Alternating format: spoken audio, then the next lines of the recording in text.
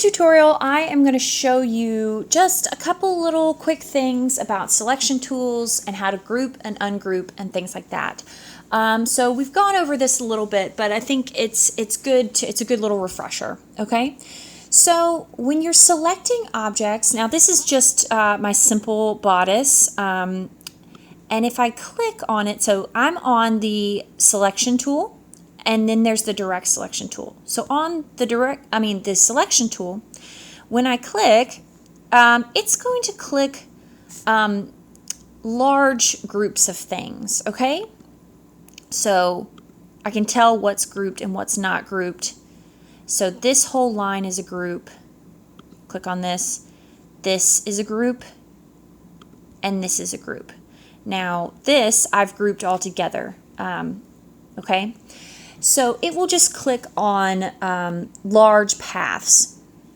Now the direct selection tool is different. The direct selection tool clicks on anchors or individual lines, okay?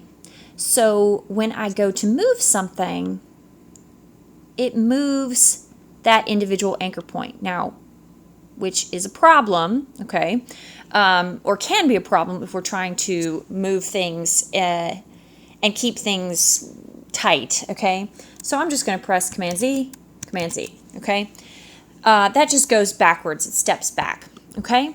So again, with the selection tool, if I move this, it moves it all as a group, okay?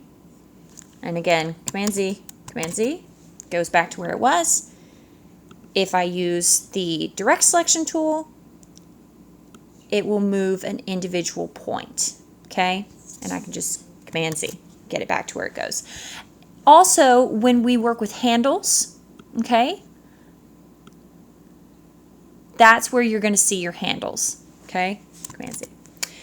Okay, so that is the difference between the selection tool and the direct selection tool. So play around with those, and if you ever are moving something and you're like, oh, I didn't mean to move this, you might just be clicked on the wrong tool, okay? So let's go over here, and I want to show you this here is all grouped together, which is great because I can move it. Oh, see? I did it. Command Z. I was clicked on my direct selection tool. I want to be on the selection tool, okay? So when I move everything, it moves as one group, okay? Now, I can't do that over here because it's not all grouped together. So now I can, in order to group these, what I'm going to do is using my selection tool, I'm going to click this, I'm going to shift click here and here, everything I want to be as one group. Now because they're shift clicked, I could move them now and they'll all move together as a group. Let's try that. So click and move, okay? So that's a great way to do that. Say if you don't want to group something, if you want to still be able to change things and isolate them. But let's say for our purposes, I want to make this a group. So I'm going to right click, go to group, and now what's happened is it has joined all of that together as one thing, okay? They are a group, they are connected. So I can come in, I don't have to shift click anything, I can just click and drag, move it around, and they all move together, okay? Now, I've also got a bounding box around this, and I can scale it up or down, all right?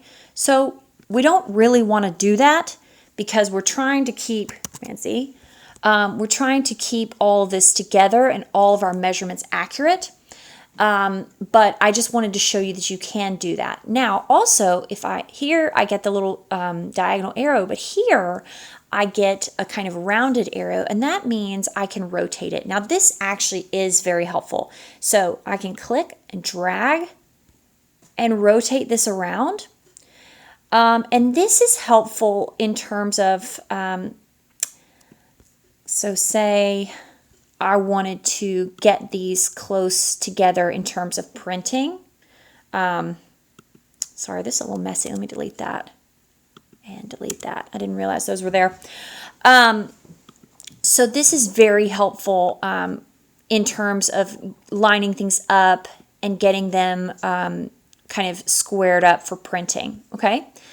So that's just a quick little, whoop, nope. An easy little thing. So just remember that you can scale it up or down, which we don't want to do, but we can rotate it around too, and that's a very helpful thing. Now, say I was like, you know what, I thought I needed this as a group, but I don't, okay? And there are plenty of reasons why you would need to do that. I can click it again and right-click it and ungroup, okay? I'm going to click off. Now, these are individual again, okay? So there are a lot of different reasons why you would need to do this to group and ungroup, but I just wanted to show you how that's done. You might even want, so once I've got all this done, I'll be like, you know what? I want all of this as a group. I think that this all needs to be together. I can right-click and group. Now, see, this is going to move as one, okay? So I hope this was helpful. This is just a quick little Illustrator tutorial to help you as you work forward in this week's assignment, and I will be back with more soon. Bye.